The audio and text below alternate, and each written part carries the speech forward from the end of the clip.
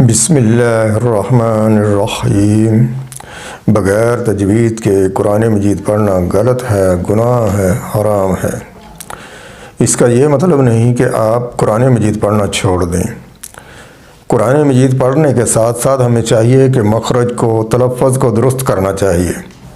اگر آپ یہ سوچتے ہیں کہ میری عمر 20 یا 30 یا 40 سال ہو گئی ہے، یہ بچوں کا کام ہے، میں نہیں اپنے مخرج کو درست کر سکتا۔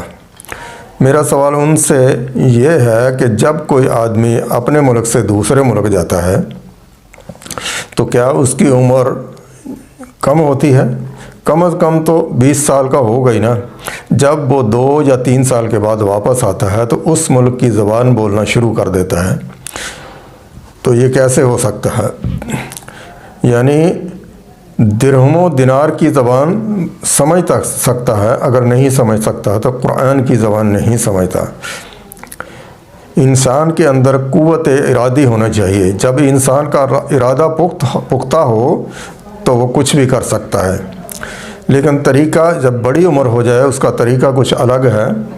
چاہیے کہ ایک چھوٹا سا کاغذ کا ٹکڑا لیں، اس پر 2 یا 3 یا 4 مخرج کے الفاظ لکھ لیں اور ان کو یہ دیکھ لیں کہ ان کو باریک پڑھا جائے گا، موٹا پڑھا جائے گا، اس کا مخرج کہاں سے ادا ہوگا۔ تو آپ دن میں جتنی بار ہو سکے اس کو نکالیں اور نکال کر دیکھ لیں۔ جب دیکھیں گے انشاءاللہ آپ کو خود بخود یاد ہو جائیں گے۔ آئیے دیکھتے ہیں کہ بغیر مخرج کے قرآن مجید پڑھنا کیوں غلط ہے۔ سورہ الاعراف کی آیت نمبر 64 کے آخری الفاظ ہیں اِنَّهُمْ كَانُوا قَوْمًا عَمِينَ۔ اللہ تعالیٰ فرماتا ہے کہ وہ لوگ اندھے تھے۔ عمین کے معنی اندھے ہیں۔ اگر ہم عمین کی عین کو ہلکا یا باریک پڑھ دیں تو وہ الف بن جائے گا، عمین کی جگہ امین بن جائے گا۔ تو اس کے معنی کیا ہو جائیں گے؟ امن والے یا امانتوں والے یا ایمان والے۔ کہیں وہ اندھے اور اس کا معنی کیا بن گیا؟ امن والے۔ اسی طریقے سے سورہ نصر ہے اِذَا جَاءَ نَصْرُ اللَّهِ وَالْفَتْحُ، معنی ہے جب آ جائے نصر اللہ، مدد اللہ کی، والفتح اور فتح۔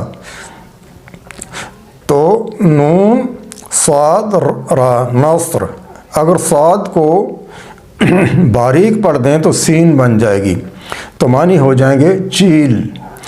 اور آگے ہے والفتح، تو ہمارے کچھ لوگ کیا کرتے ہیں؟ والفتح، ہا کو کھا جاتے ہیں، ہا کو ظاہر نہیں کرتے، تو اس کے معنی فتح کامیابی کے نہیں ہوں گے۔ پھر ہم سجدے میں پڑھتے ہیں سبحان ربی الاعلی، تو کچھ لوگ جلدی میں سبحان ربی الاعلی کہہ جاتے ہیں، اس کا ہا کو ظاہر نہیں کرتے۔ اسی طریقے سے جب درود شریف پڑھتے ہیں تو اس میں آتا ہے وَعَلَىٰ آلِ محمد، تو بہت سارے لوگ کیا پڑھتے ہیں؟ وَعَلَىٰ آلِ محمد۔ وَعَلَىٰ آلِ کیا ہوتا ہے؟ بہت بڑی غلطی ہے۔ وَعَلَىٰ یعنی اعلیٰ اوپر، آل کے محمد صلی اللہ علیہ وسلم کی۔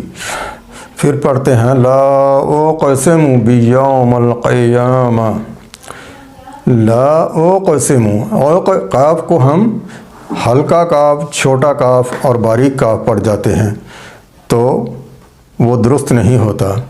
یوم القیامہ، قیامہ کو قیامہ پڑھ جاتے ہیں، تو یہ بھی غلطی ہے۔